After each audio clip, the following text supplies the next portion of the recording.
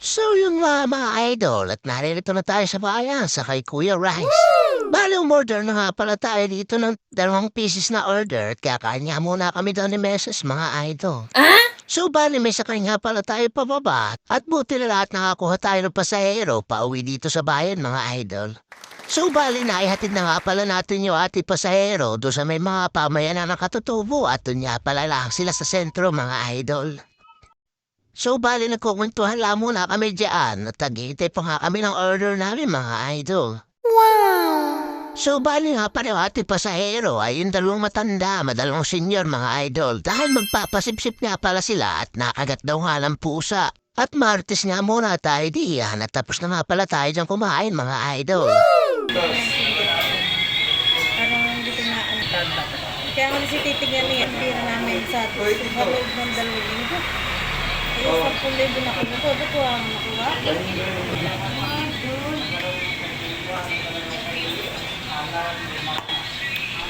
Tira naman ako.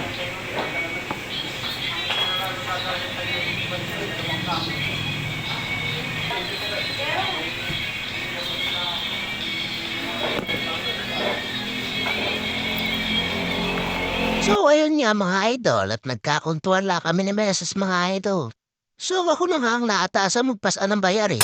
Uy, talagang ikaw magbabayad, palif.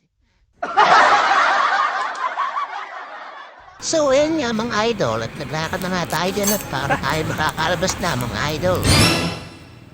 At pupunta nga pala tayo sa terminal at aantayin natin yung ating pasahirong balikan mga idol. So tara let's na mga idol.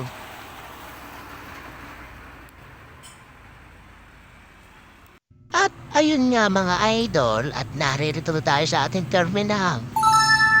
At natin nga natin yung ating dalawang senior na sakay at nagpapasipsip pa nga sila.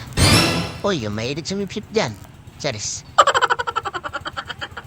At ayun nga tinignan ko na yung listahan at kakaunti pa talaga yung makakabiyahe sa amin mga idol.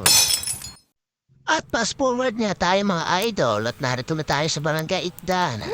Bali tumambay nga lang pala ako dito sa bahay ni Ate Isabelita at nagsosoft drinks muna tayo habang nagpapahinga mga idol. At ayun nga pala sa mga may bahay dito sa Ikdan na sa mga tinatambayan ko ay shout out sa inyo mga idol. Bali hindi na nga tayo nagtagal at umuwi na rin tayo dito sa ating munting bahay mga Munting idol. bahay.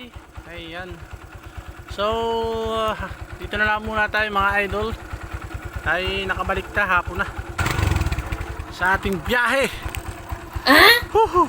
Pagod mga idol. Huwag kayo iiyak. Huwag kayo iiyak. Yan, kukunta ko sa inyo kami yung ating mga kaganapan so, tungkol sa ating biyahe. So, nangyari sa ating biyahe ngayon for today's video. Yun lang mga idol. Thank you for watching. Mamaya na tayo magkwentuhan. Pabush!